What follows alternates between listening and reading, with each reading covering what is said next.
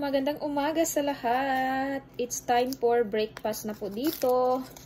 Kaya naghahanda na ako sa aking pagkain ngayon. Meron ako dito milk chocolate na hindi na ubos-ubos kahapon. Ganito kasi hindi ko inuubos sa isang araw. 2 beses ko to ginagamit. Kasi medyo marami naman ang laman niya at medyo konti lang yung medyo maliit lang yung aking baso. Kaya hinati ko siya. Ganon ako dito. Ganon ako katipid.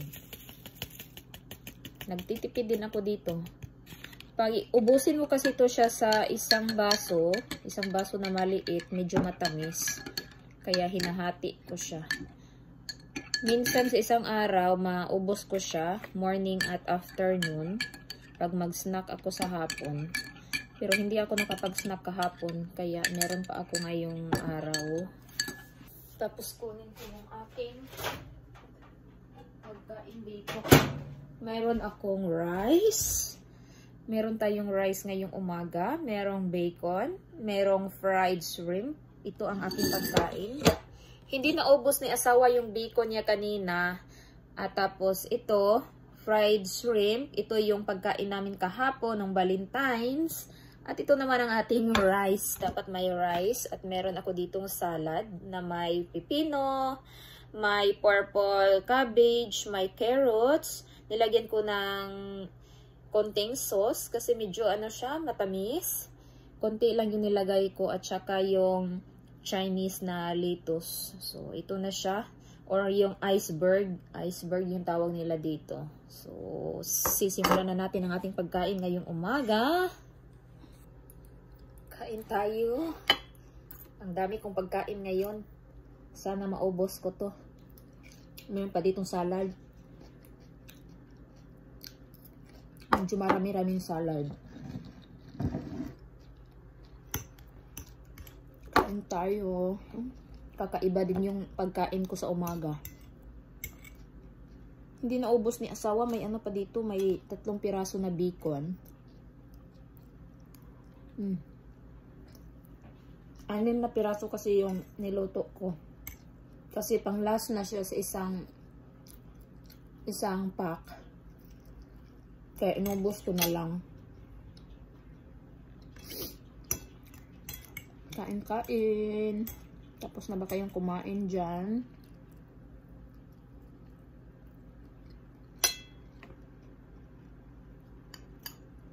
Sarap, sarap, sarap.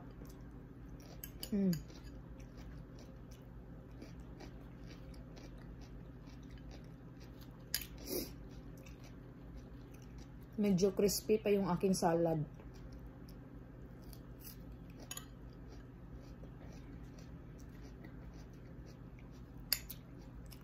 Ako na lang mag-isa dito sa bahay. Lumabas na yung bata, nasa school na, at si asawa nasa trabaho na.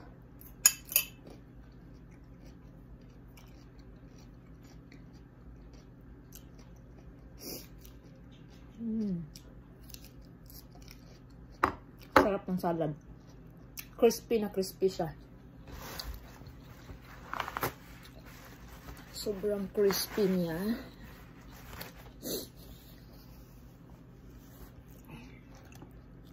Napaka-crispy din yung ating bacon.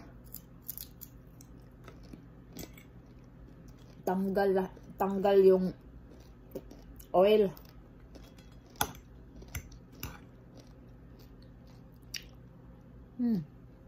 Sarap, sarap.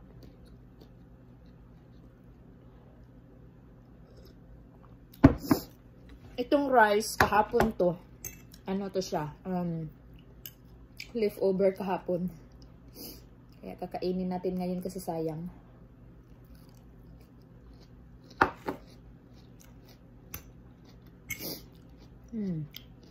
Sarap. Paubos na ang dressing ng aking salad. Napakasarap. Crispy pa siya. Kunti na lang ang aking rice. Ang sarap ng pagkain ng restaurant na napuntahan namin kahapon. Alam nyo yung order. Sobrang dami. Tapos, may ano pa sila. Binigyan ka pa kami ng 6 na piraso na cornbread. Hindi namin nakain. Meron pa kaming appetizer. Iba sa bata, iba din sa aming dalawa ni asawa. Tapos ito, may fried shrimp ako, may fried potatoes. Tapos si asawa, chicken sa kanya, saka sa bata. Meron din siyang dumplings. So napakarami talaga yung pagkain namin kahapon. Kaya ang daming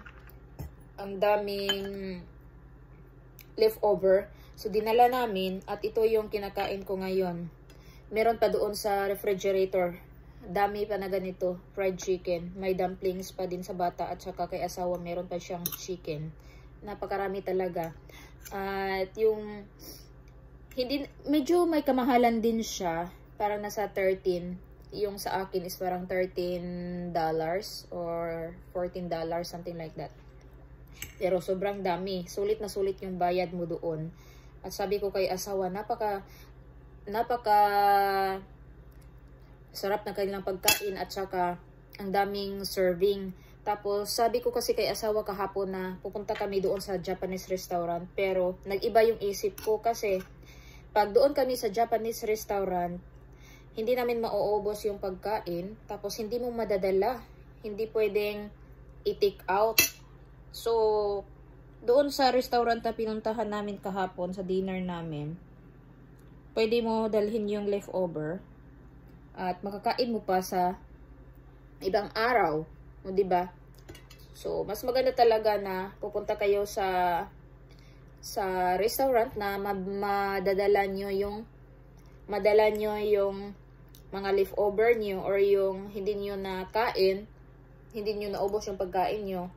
Kasi sayang din naman, malaki ang bayad. Tapos hindi nyo madadala. Like sa Japanese restaurant, hindi mo talaga madadala yung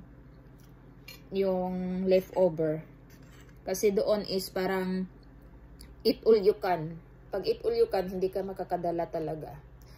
Iwan ko lang kung siguro pa dati na try naman namin sa Japanese restaurant na bumili lang kami doon isang box, punong-puno talaga yung box namin. Tapos dinala namin dito sa bahay, dito namin kinain kasi pag hindi maubos, kakainin namin sa ibang araw. So ganon, pag eat all you can, hindi ka talaga makadala ng pagkain.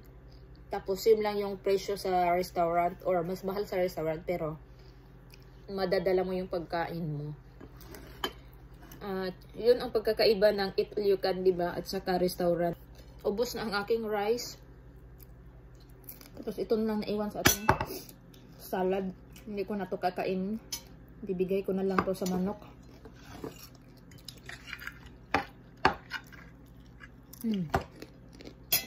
Napaka-crispy ng bacon.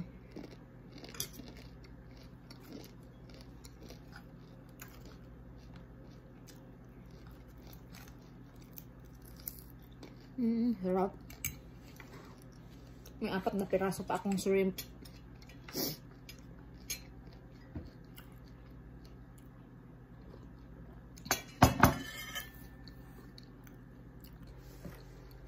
Tapos na ang ating eating show. So, ito na. Wala nang laman.